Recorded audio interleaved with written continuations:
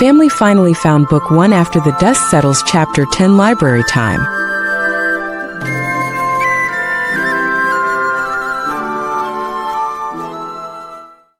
An hour and couple dozen introductions later, the three boys walked into the Green Hills Public Library.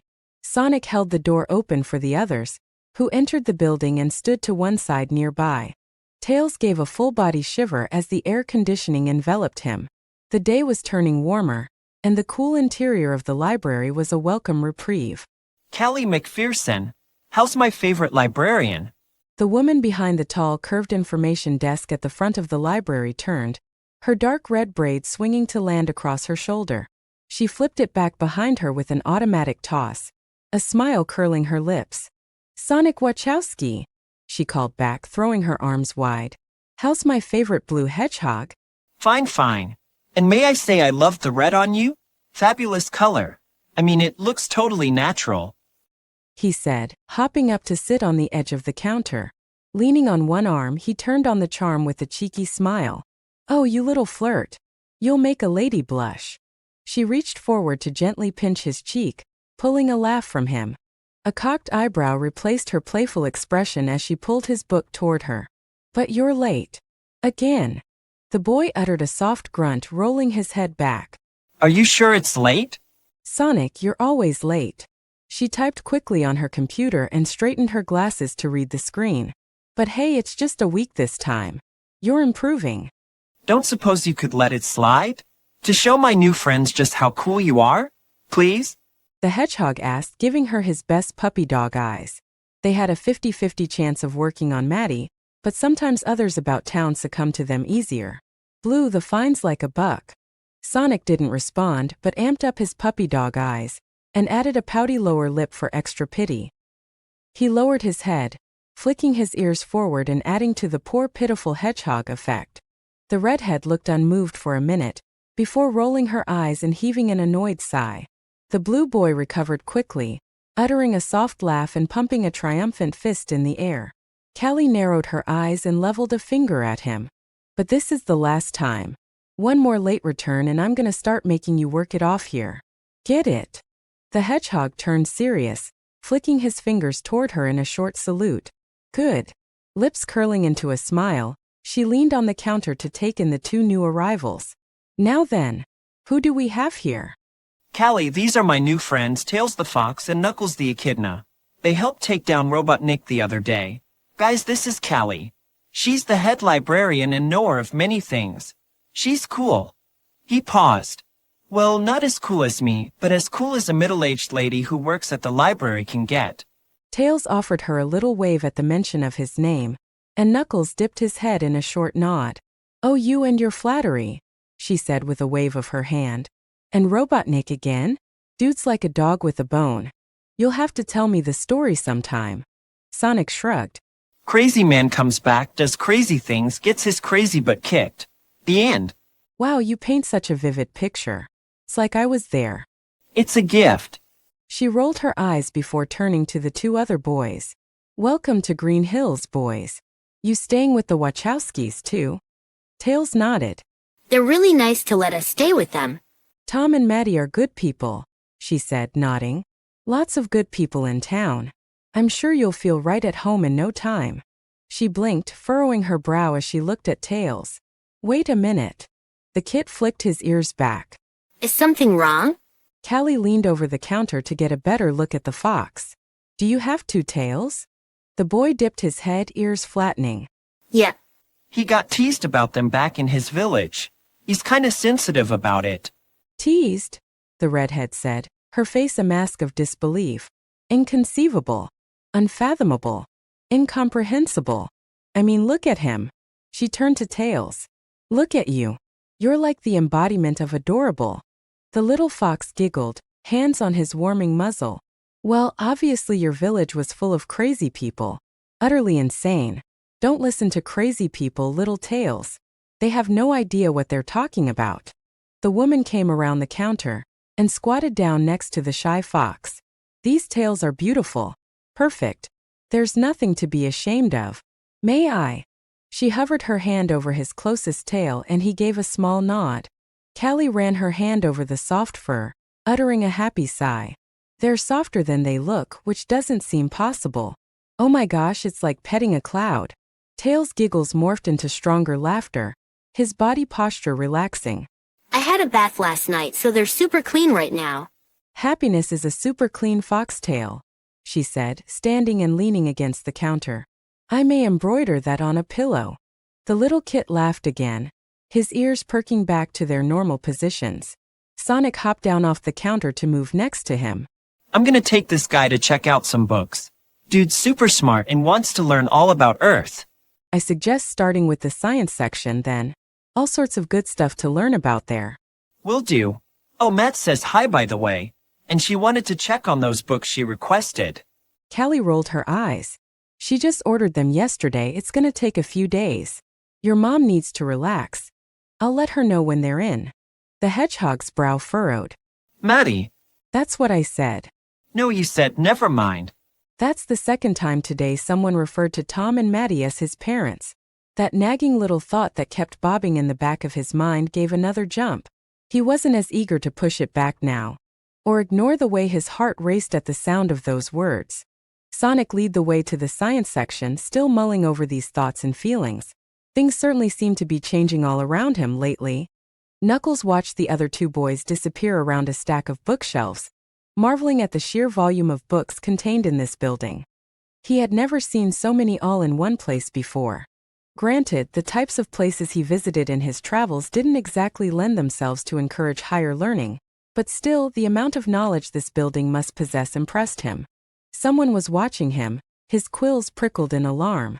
Turning, he looked to the woman leaning against the tall desk. She stood with her elbow perched on the counter, chin in the heel of her hand, and studied him with a thoughtful expression. Her expression confused him and he furrowed his brow. Is there something wrong? She shook her head, standing taller. No, but based on your reservation, I'm guessing that maybe you can't read. The echidna turned his head, casting his eyes to the side. How could one make such an assumption? Especially since the two had barely passed 3 words. I can read. The woman moved closer. Not well.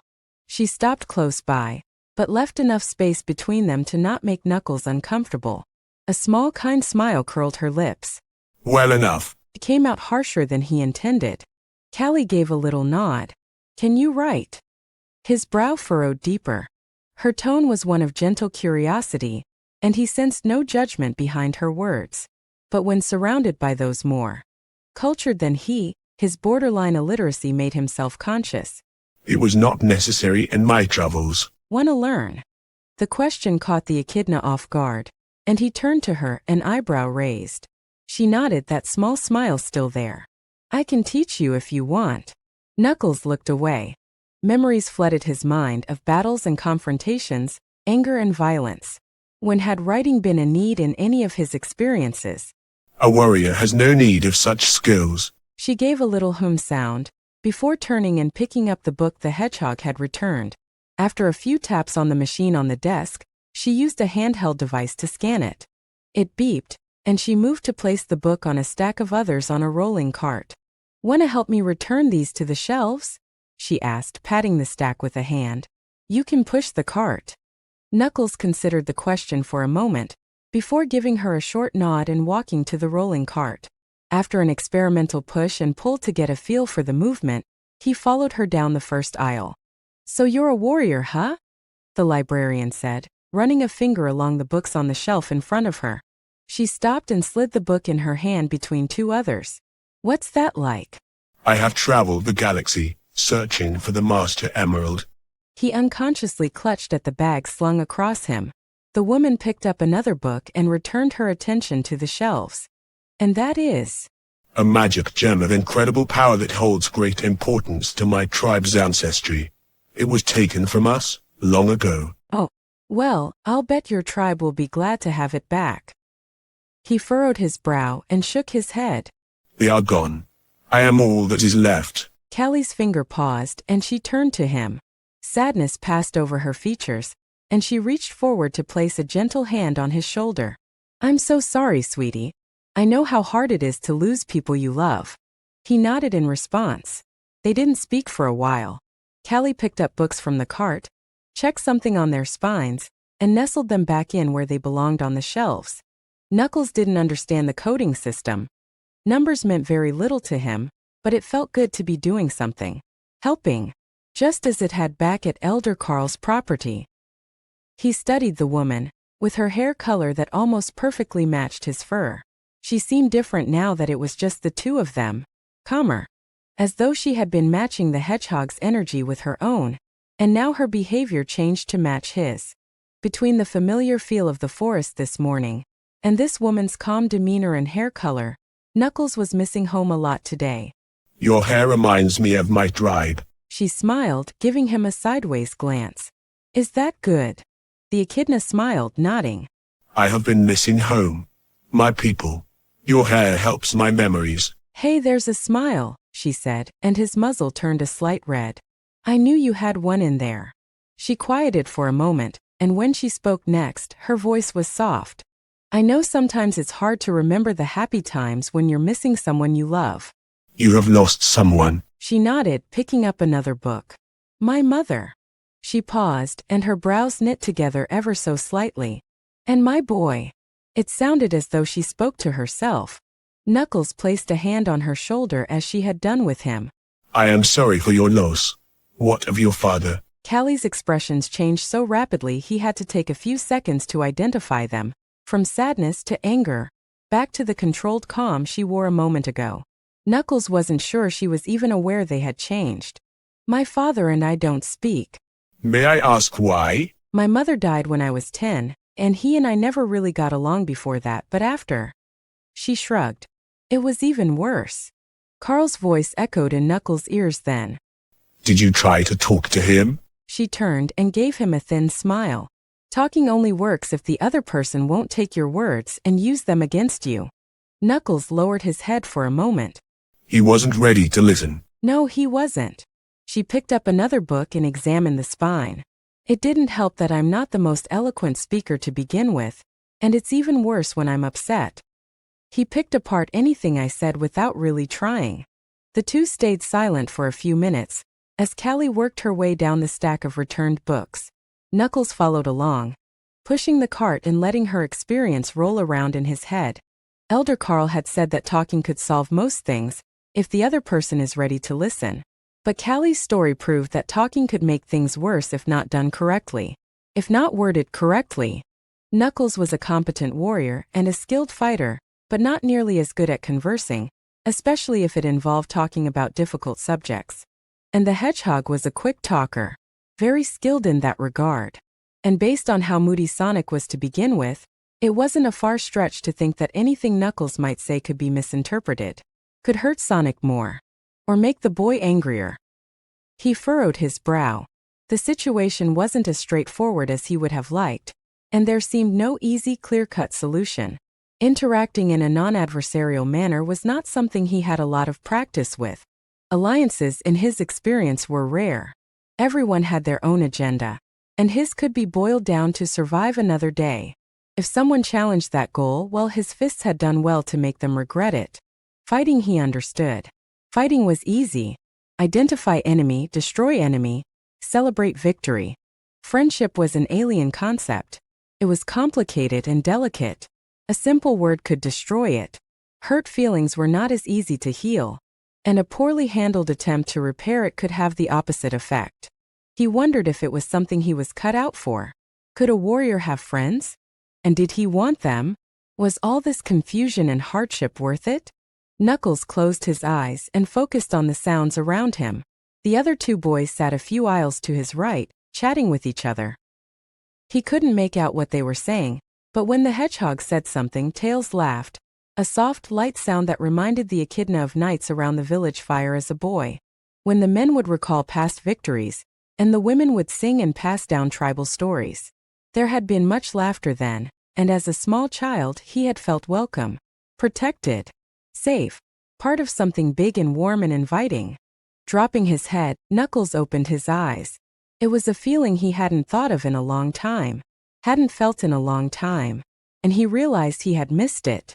The librarian sat on the floor, Her legs crossed beneath her as she straightened the bottom shelf. A question nagged at him and he moved closer. Knuckles sat near her, mimicking her posture. Do you regret the way things are with your father? Callie paused, her brow furrowed. I tried to clear the air between us before I left home, she said, her voice soft. I knew I couldn't talk to him, so I wrote him a letter.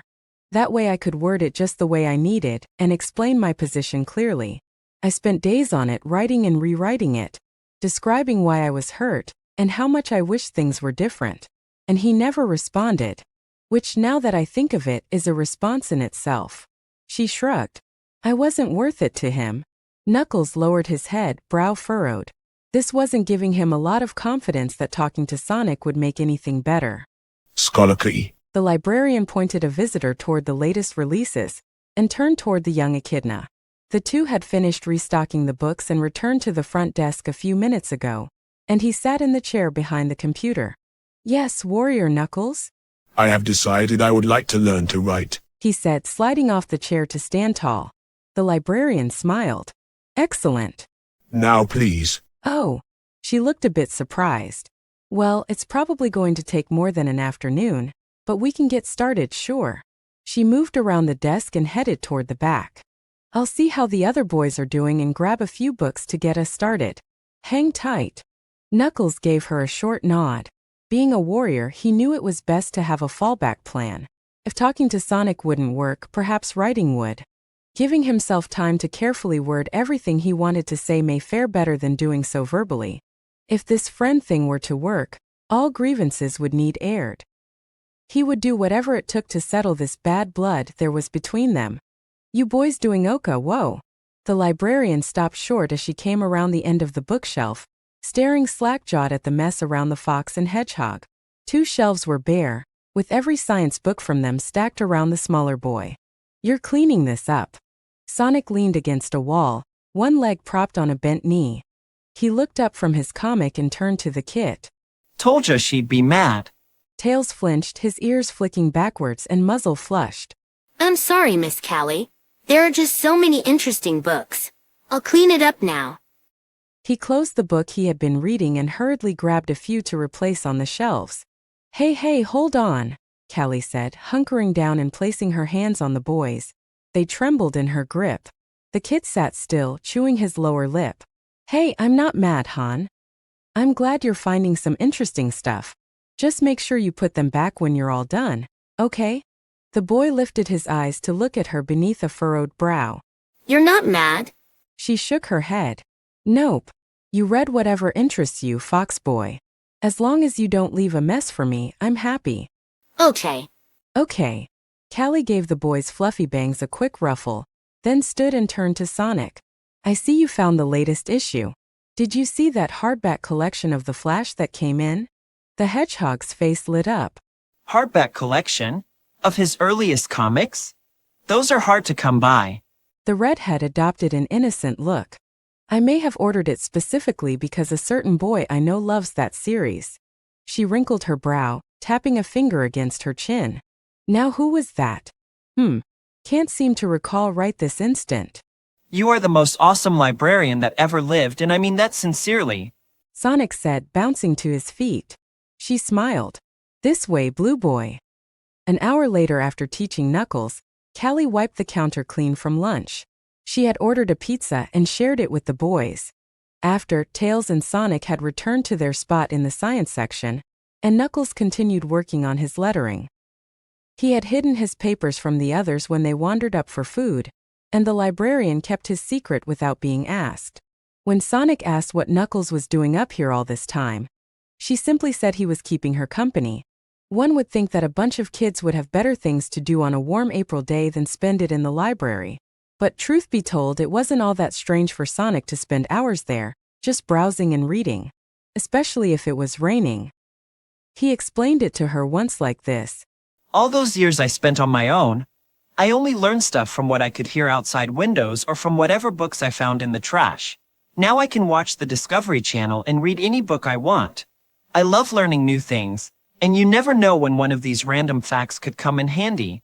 He was a good kid, even if he usually returned books late. It honestly wasn't that big a deal. She knew they'd come back sooner or later. And Sonic was usually very careful with them. He had accidentally torn a page in a novel once, and looked utterly gutted when he showed her.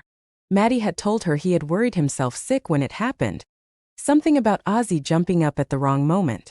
The boy had expected to have his library privileges revoked because of it. Callie had, of course, comforted him and told him it had been an accident. No worries, nothing a little tape couldn't fix. His big green eyes had brightened, and that was the first time he had hugged her. He really was a great kid.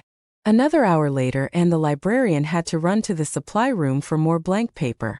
Knuckles was indeed a quick learner, and had gone from can't hold a pencil to copying words like a natural, in a shockingly short period of time.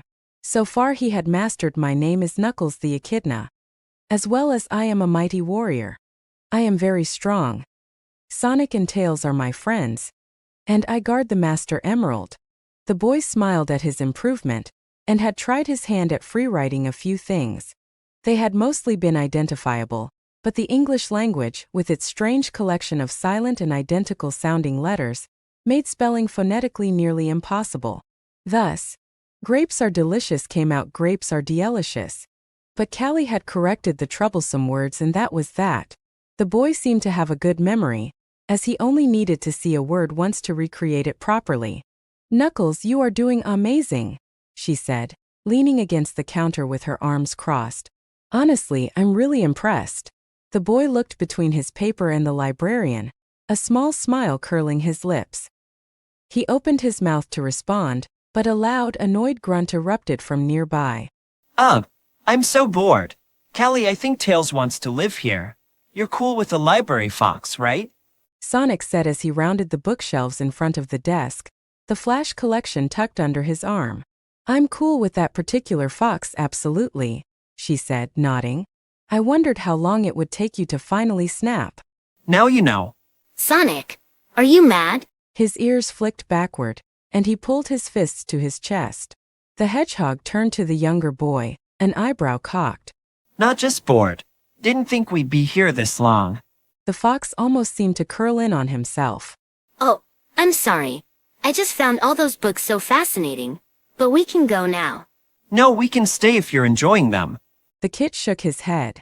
His fur had gone noticeably frizzy. If you want to go, we'll go. "You can borrow them, you know," Callie said, offering the fox a kind smile. "We are, in fact, a place that does that kind of thing." I can? Really? Tails asked, his ears flicking forward. The librarian nodded. "Course. But you'll need a library card first." The kid's ears flattened again. Oh, I don't have any money. She scooped him into her arms. "Come on. I'll show you how it's done." Callie carried him behind the desk, and took her computer chair back from Knuckles.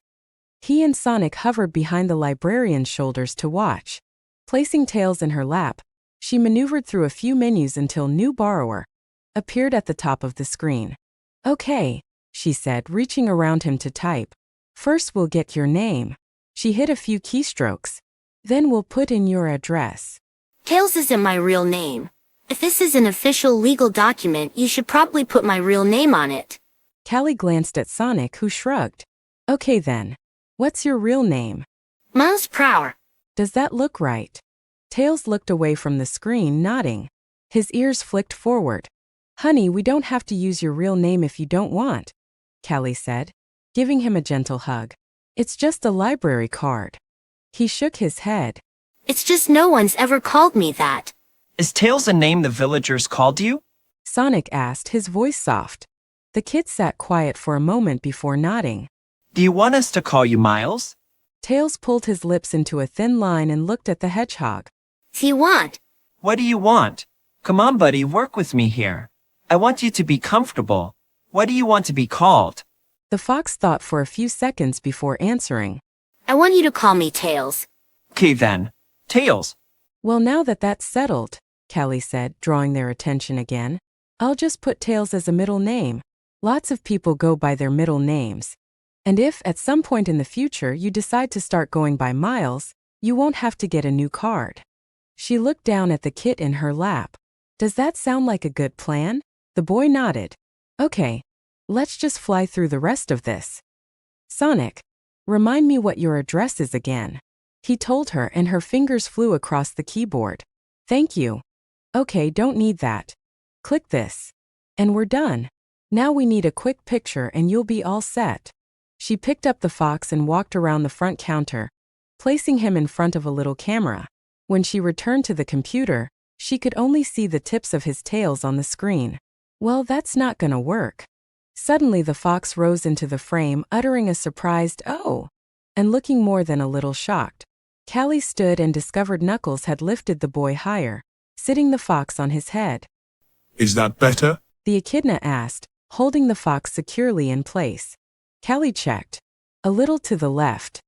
Perfect. Hold still. Give us a smile, Tails. The boy did and the librarian clicked the photo. Beautiful. I may frame that. Your adorableness is overwhelming. Tails laughed as Knuckles set him back on his feet, and Callie printed out the card. And there we have it. One library card for Miles Tails Prower. The fox came back around the counter and the librarian handed him the card.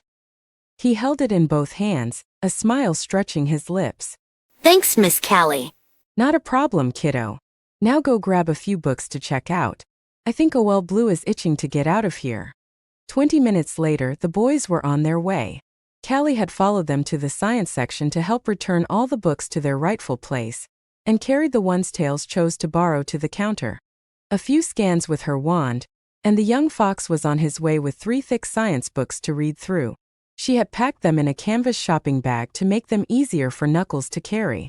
Knuckles, meanwhile, had carefully folded the best pages of his writing practice and slid them into the canvas bag slung across him. He thanked Callie for her help and promised to return for additional lessons. Remembering the scene at Carl's place, he had taken her hand carefully into his for a goodbye handshake. Human hands were more delicate than he had thought, it would seem. Sonic had checked out the Flash collection, promising to return it on time, under threat of library chores. She gave him a quick ruffle on the top of his head, and he finished with a fist bump before the 3 headed out the door. Once they were out of sight, Callie pulled out her cell. Maddie had to hear all about their visit. Had to. So where to now? Should we head back to your house? Tails asked, hovering by Sonic's shoulder. Not quite yet. I've got one more place I want to show you.